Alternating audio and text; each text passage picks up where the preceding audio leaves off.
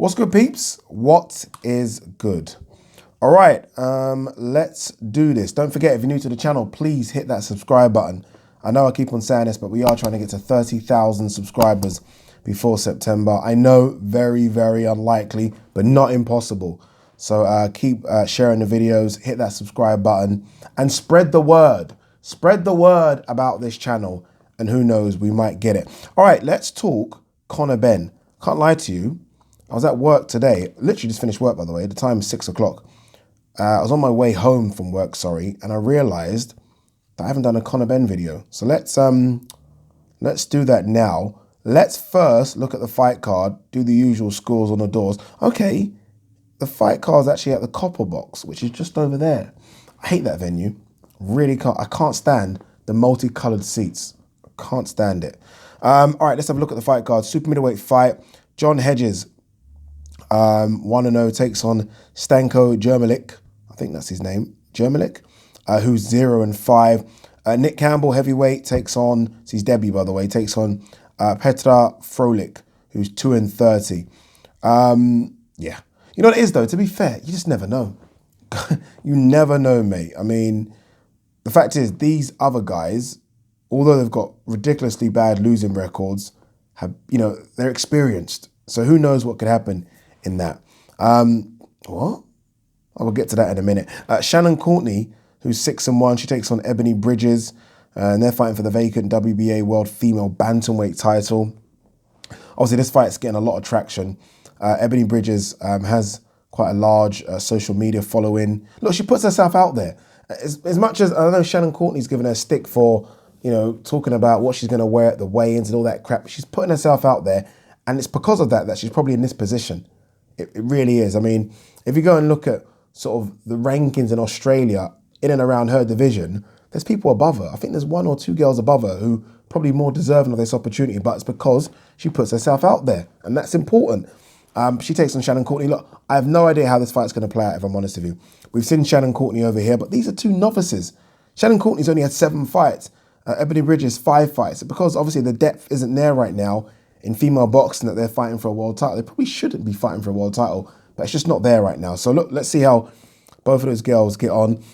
Cash Farouk, 14-1. He takes on Alexander Espinoza for the WBC International Silver Bantamweight title. Don't know too much about Espinoza, but we know obviously how good Cash Farouk is. This is the fight I was like, doing what at? And it's because Savannah Marshall, who defends her WBO World Female Middleweight strap. Remember, she won that belt, beating Hannah Rankin. Was it a vacant title? I think it might have been a vacant title. Anyway, she takes on Maria Lindberg. Now, this must be a lastminute.com replacement, because I did a show on Monday and I had a look at Savannah Marshall's opponent, and it wasn't Maria Lindberg. It was someone else. So I don't know what's happened to her opponent. I don't know if she's injured. Could be COVID, right? It's crazy times we're living in. But yeah, how in shape is Maria Lindberg going to be to take on Savannah Marshall, who's very, very good? And then obviously the main event, Conor Benn versus Samuel Vargas for the WBA Continental Welterweight title. That's not a great card. Let's not beat around the bush. That's not a great card at all, if I'm honest with you. Some people might say, yeah, there's 2 world titles on the card, which there is, right? Savannah Marshall's and Shannon Courtney's fighting for a world title, but that's not, there needs to be one more in that. I think so anyway. Now, what do you think? There needs to be one more in that. But look, I'm very high on Conor Benn fighting Samuel Vargas. I'm a massive fan of Conor Benn. It might be because of his dad. I think it's a bit more than that, if I'm honest with you. I like the way, I just like his all-action approach. I do follow his YouTube channel. He's a good talker. And I love the way, I don't know if you guys remember, he was getting interviewed by AFL TV, and Coogan asked him, do you want to say anything to Samuel Vargas? I don't know if it was pre-planned, didn't look like it was. And he started speaking in Spanish. And I was like, sold. You've got to be able to cut a promo now. I know it's not WWE, but you've got to be able to be good, right, at selling yourself. He can do that. I think this is such a good matchup. And I think it's a smart matchup as well. The reason I say smart is it's almost like the Sebastian Formella fight beforehand. It was smart. If you remember, there was no talk about Formella. It was always a talk about Formella beat Sean Porter. Fought Sean Porter last time out. And that's what the sell was. Like, He fought Sean Porter. He fought Sean Porter. Sean Porter couldn't get rid of him. So it was smart selling. Same here. That's what they're doing in this one, right? I mean, the big thing is he fought Amir Khan, 3 years ago, gave Amir Khan problems, put him down. I mean, he fought Virgil Ortiz, and everyone's really high on Virgil Ortiz. Virgil Ortiz fought Samuel Vargas, 2 fights ago, right? It was Virgil Ortiz versus Samuel Vargas, then it was Virgil Ortiz versus Maurice Hooker. All of a sudden, Virgil Ortiz is considered world level, right? I mean, Virgil Ortiz, everyone's saying is going to fight for a world title in his next couple of fights. So this is smart matchmaking. It's dangerous matchmaking as well. It is. Samuel Vargas, very experienced fighter. I mean, you look at his losses, and apart from his first ever defeat, by the way, Samuel Vargas was a prospect, you know. Apart from his very, very first defeat, which was to Munguia, he's lost to, Collazo, Garcia, Spence, Virgil Ortiz, and Amir Khan. That is not to be sniffed at. I mean, there's no shame in those defeats. No shame whatsoever. He would have been upset with a KO defeat to Virgil Ortiz. But apart from that, I mean, the rest, I think, apart from... Let me have a look at his record. I think Spence stopped him, but I do think the others went to points. Let's have a look. Oh, okay, Danny Garcia stopped him. Spence stopped him. Khan went to points. Louis Collazo was a split decision. He's good. He's good. He comes to fight. He comes to fight. And not only that, with a man he's experienced, he's going to show Conor Benn new looks and different looks that Conor Benn hasn't seen yet. And Evan was doing that with Josh Kelly. I mean, it's okay, you know, you're having a good couple of rounds, but then when Evan starts to show you different looks, different feints, double jabbing, things you haven't seen before, things you haven't experienced in sparring, that's when we separate the prospect from the very good fighter, from the world level fighter, from the elite level fighter. Can you handle someone's looks, right? Can you handle what they're doing? Can you make your own adjustments? Can Conor Benn do that? I don't know, because what I've seen with Conor Benn so far, it's aggressive, aggressive, aggressive. I don't know if I've seen as much boxing ability as I want. And he's going to have that. Conor Benn isn't blowing people away, you know. In his 17 wins, Conor Benn's only won 11 by knockout. And that's not to discredit him, but as you go higher up the rankings, you can't blow everyone out. It's not how it works, right? Fighters are more durable, they're better. He's going to have to learn how to box and make 12 rounds comfortable. Against Formella, I thought it was comfortable, but I thought in the last sort of 3-4 rounds, he looked a bit tired. If he gets tired against Vargas, might have a problem. Vargas will go 12 rounds. Vargas has been 12 rounds with other very good fighters. Ain't going to be that easy, this one. I like it. I do like the matchmaking. Again, I like the matchmaking because Virgil Ortiz fought him a couple of fights ago. And I know where Virgil Ortiz is. So I like the matchmaking. I think it's going to be a good fight. I do want to see Conor Benn jump on him, but at the same time, I do want to see a more relaxed Conor Benn, a Conor Benn that's thinking about what he's doing. I do think if he jumps on Vargas, he could get caught with something. So I don't want him to do that. But I do think it's a very important fight for British boxing. I don't want to oversell this, but I mean, we are in a weird situation right now. When you think of British boxing or UK boxing, I mean, Carl Frampton's just lost and retired, right? That's a big name. Josh Warrington's lost to Izzo. I think Josh Warrington's going to come back. I think it's a good fight. He's lost Izzo. Callum Smith lost Izzo. Josh Kelly lost his O. I think Billy Joe Saunders is going to lose his O. Do you know what I mean? It's crazy, right, when you think about it. So when you think of, okay, who are the next guys? Who's the next big ticket sellers? Who's the next guy that's going to put 20,000 in the O2? You're thinking of Conor Benn. You're thinking of that guy. I don't think, as much as I like Lawrence Okoli, I don't know if Lawrence Okoli is going to be that guy. I don't know if the British public are going to get behind him. I don't know if Josh Boazzi is going to be that guy as well. Conor Benn, even if he gets to fringe world level, is going to sell 20,000 tickets at the O2. He's just going to. I'm telling you now, they're going to get behind him. They really are. So I think it's an important fight for him. It's an important fight for British boxing. I don't think British boxing's in the doldrums like we think it is. I do think there are good names coming up. Dennis McCann's one that really excites me. There are a few guys, part of the Olympic squad, that were going to turn over immediately after the Olympics. Obviously, with the Olympics being postponed, they've had to wait another year. A few guys will come out of that and turn pro. So there are some good names, but you know, we are losing a few fighters as well. Again, I just mentioned Carl Frampton. Amir Khan and Kell Brook have only got a fight each left. How long's Derek Chisora got left? How long have, realistically, honestly, how long's Dillian White got left? 3 years, 2-3 years. We need some new stars. Conor Benn is that. Let's hope he can get the victory. Let's hope. It won't be easy, but let's hope. We are going to do a live watch along as always now. I do enjoy those. Thanks for everyone jumping on them. We'll probably kick things off around 8 o'clock, but I will put something in the community tab to let you guys know. All right, let's see what news is out there before we get some fucking food. I'm starving. Samuel Vargas, I'm expecting Ben to come for war. That's what I'm prepared for. I don't think he's going to come for war, you know. I don't think so. I know Ben talks like he will, but again, I think we need to see a bit more from him. I want to see him sit behind a jab. You know, I want to see him sort of, I don't know, like, just show me a bit more. Again, like I've said, as you go up a level, it's not all about going to war. You've got to learn how to box because the guys, this is the thing with Ben as well, because Ben's not gone through the traditional route. You beat Vargas. What are you, fringe world level? I don't think he is, but what are you? I mean, they're going to want big names next. They're going to want an Avanesian next. They're going to want all these other big names. If I'm Ben, and I'm not saying this is a good thing, you start picking off the guys that were once world level that are coming to the end and you start to get those kind of names on your resume. Canelo did it. No one batted an eyelid. He's done that throughout his career, Canelo. Get guys coming to the end. That's what CONOR BENN should look to do. He's got to be careful. There's a lot of guys he should swerve. Swerve Avanesian, right? Swerve that guy. You know what I mean? Like maybe, I think Jaron Ennis is fighting Lipnitz. I want to see how Lipnitz looks. Lipnitz, good fighter, by the way. Someone like that. Not Lipnitz per se, but someone around that level to kind of get those guys. We'll see. Hearn, we've got to put pressure on Ryan Garcia to fight Devin Haney if they both win. The fight we want to see, right? I mean, Ryan Garcia's got Fortuna, good matchup. Haney's got Linares, good matchup. Both toughish fights, you know. I mean, look, I always struggle with knowing what kind of star power both Ryan and Haney have got. Do they fill the T-Mobile Arena? What was that, 25,000, there or thereabouts? Do they fill that? If they do, it's a big fight. It's a big money fight.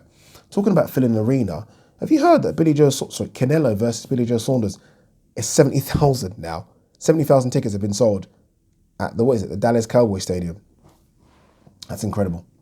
Jamal Herring, Stevenson fight is big, would pay well. Valdez fight makes more sense right now. That sounds like a duck. I don't blame him. No, I'm not even going to discredit Herring, but that sounds like a duck. Valdez fight makes more sense because that's the more winnable fight.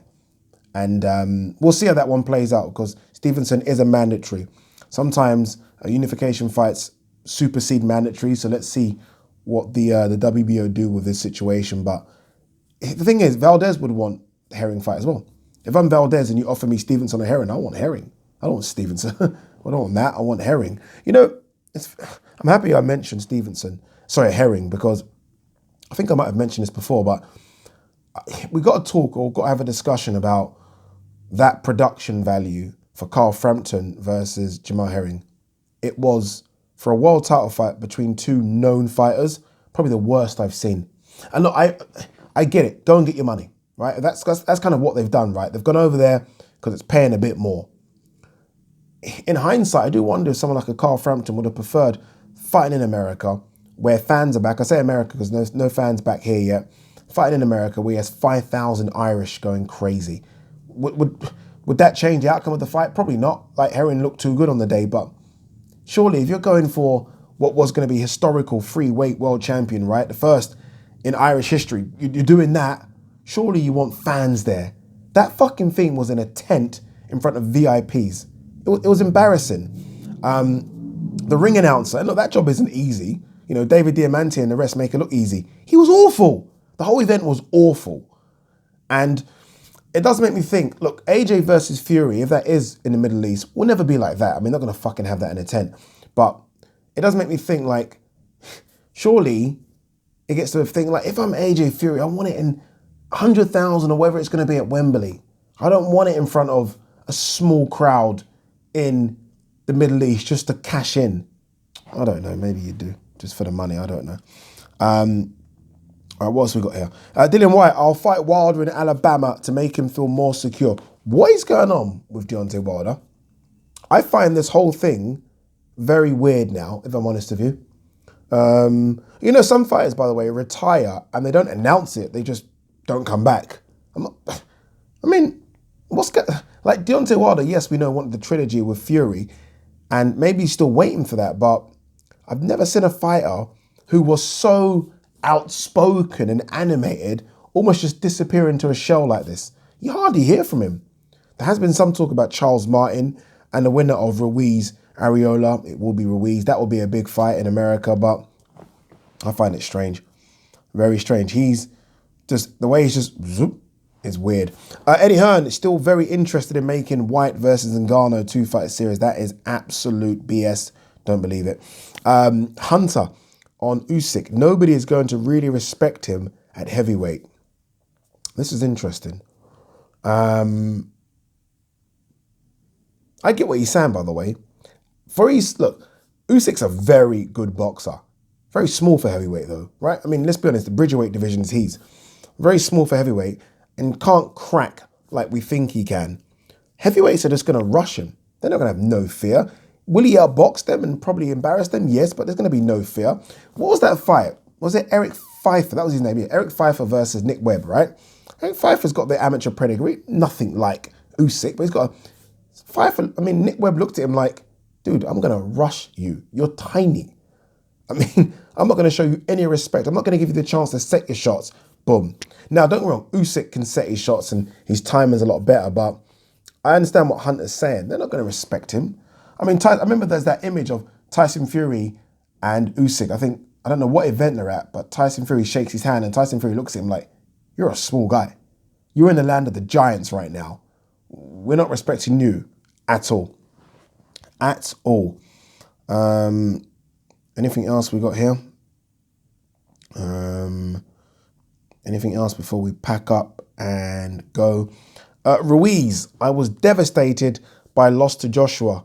Don't want to make the same mistake I did before. You weren't devastated. You were upset. You weren't devastated because devastation would have made your ass train harder in the gym prior to the fight. Devastation for me is when you give everything you can give and then you just lose. Then it's like, oh my God, devastation. This guy admitted, I was there. Post-fight press conference, man's talking about, I was partying, I didn't take this shit seriously. You can't be devastated because what happened you expected because you just weren't in shape. This guy came on the scales, nearly 300 pounds. Devastation. Let's see anyway, because there's a lot of talk about he's lost weight, he's in shape, does look in better shape, but let's see. He tricked us before. I remember the picture with him next to Michael Hunter, and everyone was like, oh my God, he's in shape. And then I saw him on the scales. Embarrassing. Ebony Bridges vows to prove she's not just looks against Courtney. We'll see. Really looking forward to this fight now. I don't know why, but we'll see, man. We shall see. Povetkin's ability to perform was greatly affected by COVID, says his manager. That upsets me to hear that, because I feel like you just robbed the fans then. You robbed the fans. That was a pay-per-view event. You robbed the fans. If you knew you weren't fit and ready to fight, then I'm sorry, it's got to be postponed again. You robbed the fans who have paid their hard-earned money to watch you. And I can't lie. I mean, Povetkin after the first fucking 30 seconds was all over the place, wasn't he? Literally on his feet, all over the place. And you're like, come on. Embarrassing. The board should withhold his money for that. All right, should we end on this? Loads of stuff coming up. Let's quickly go actually. Fury versus Joshua. Eddie Hearn says venue deal is getting closer. Stop talking. Stop talking. Just announce it when it's done. All this talking is just annoying me. 28 days, 21 days. I'll let you know in a couple of days. Stop. Just stop, man. Jesus Christ. This is interesting. This is very interesting. Tim Tszú's handlers ready to spend $10 million to bring title fight to Australia. I say that's interesting because I did do a video the other day saying that Tim Tszú might need to go to America to get those fights, that he's not going to entice, those fighters that, and the 154-pound division is really good, but are they going to be enticed to go to Australia and fight him? $10 million will entice you. $10 million would entice you. So maybe he doesn't need to travel, right? I mean, boxing isn't just about America. I mean, it's a world fucking sport, man. Maybe he doesn't need to go to America. I mean, this guy can clearly fill an arena, right? Put good numbers in a stadium and pay good money. I mean, we saw bloody Manny Pacquiao go to America for Jeff Horn. There's clearly money there, right? So, yeah, why not? Why not have that fight in Australia, whatever fight you want to do? All right, is there anything else? Because I am bloody tired right now. There is, but well, we'll do those another day. Peace and love.